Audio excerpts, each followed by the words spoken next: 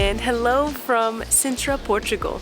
And we are actually right now right in front of the beautiful Pena Palace, which is one of the most famous sights to see in this town. And this is also a special trip because look who we're with.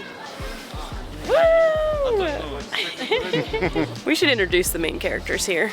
If you've been watching our vlog, you probably already know these people, but you know, we're gonna reintroduce them for the new fans. Okay. First we got my dad, we got my mom.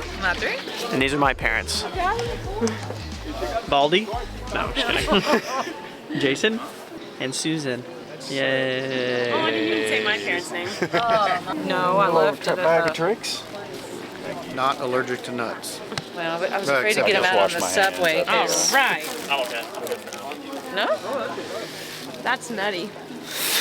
After waking up in Lisbon, taking a train here, taking an Uber up to the top of the park, Yes. and then taking another little shuttle bus, we We finally made it to the Palace of Penna, which is extremely touristy, and we are part of those tourists, but I just wanted it to be very well known and documented that this is a very, very, very touristy place. But I think it's because it's definitely worth it. Like, this is so different than anything that we've seen palace-wise. It's just spectacular views, spectacular colors. But a big, quick tip that we would give is that the buses up here are about $12 a person because they're kind of hop-on, hop-off buses.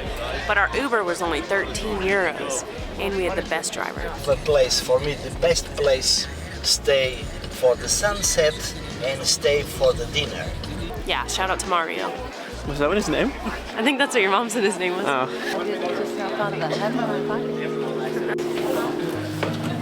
Unfortunately, it's so crowded. So we're kind of just walking through in line with everyone. Yeah, you should see the second story of people.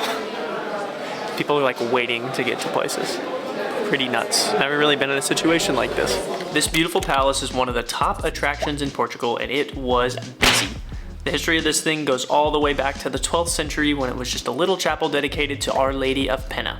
After hundreds of years, it became a monastery, but in 1755 there was an earthquake that left it in rubble, but they continued to remain active. In 1834 it was completely abandoned, and only 4 years later it was acquired by King Ferdinand II, who was an extremely artistic figure, and he turned it into the palace that it is today.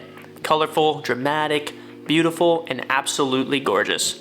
The crazy thing is that this wasn't even our favorite part of the day. So how's the castle?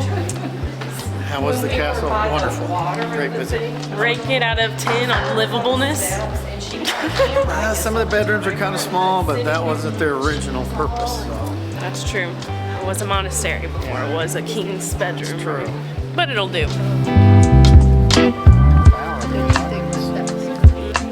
So, from Pena Palace, you can see Castle of the Moors, which is an old Moorish castle on top of a hill.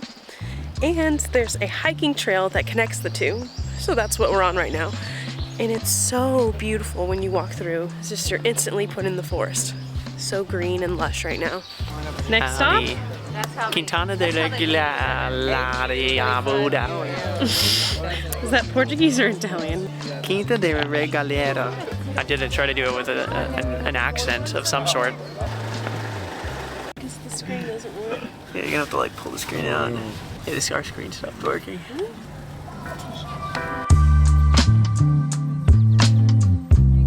Let me in.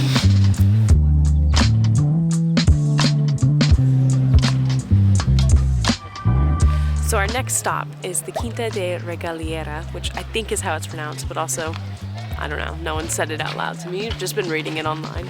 But it's a UNESCO World Heritage Site, and unlike the other palace, this palace, or mansion, was owned not by royalty, but of a wealthy merchant from Porto. It was built in the late 1800s, and it's supposed to be so, like, beautiful, medieval looking, mysterious, and have a huge well that is really well known here in Sintra.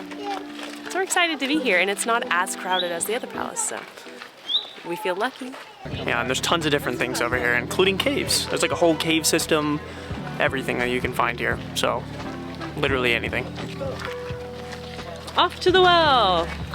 Let's go, everyone! Let's go! We're missing one. Let's go! Okay.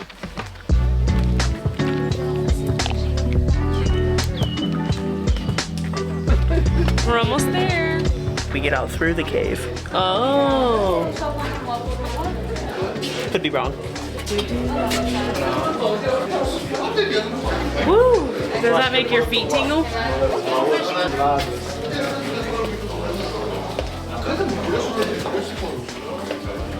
That's probably like 7 stories.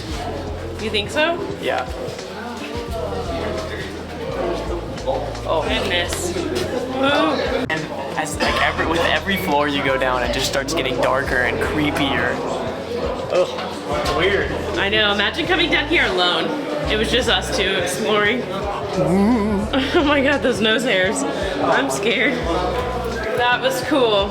And now We're in the cave. we're in the cave. Can you believe that this is all in like one property that someone owned and started building?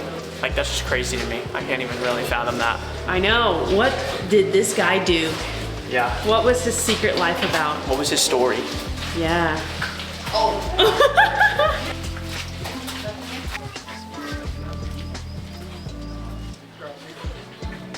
This guy had his own chapel. That's He how had it cool all. he was. He had it all.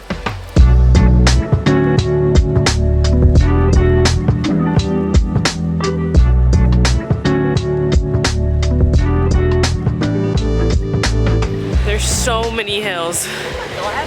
This is like our 10th hill, just trying to get to the train station.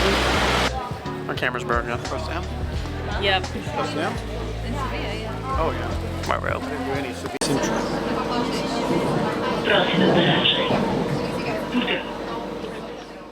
So we got some good news and some bad news. Let's start with the bad news. Our camera screen has officially malfunctioned and it does not work. So like the big screen in the back, you cannot see anything. It's just completely given out.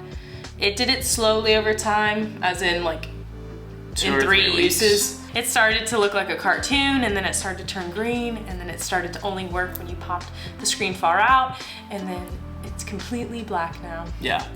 And this is something that happens with these Nikon Z50s. It's unfortunate. Yeah, I wish we knew that before we invested in it. But we can still see through the tiny little viewfinder.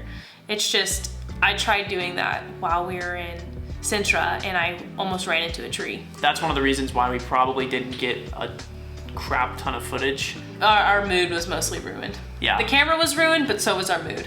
But for some good news, to leave you on a bright note, we are engaged. Yay! All right, donate money for our wedding in camera. Thanks. No. Actually, if you want to help us at all with the camera, with the wedding, just subscribe. That's it. Okay, I was about to be like, whoa. It's simple. Just subscribe, like the video, And watch the watch our video, videos. maybe promote it if you want. But yeah. we appreciate you for watching this video, and we'll see you in the next one, and wish us luck for going to the camera repair shops in Spain. Ciao! Peace.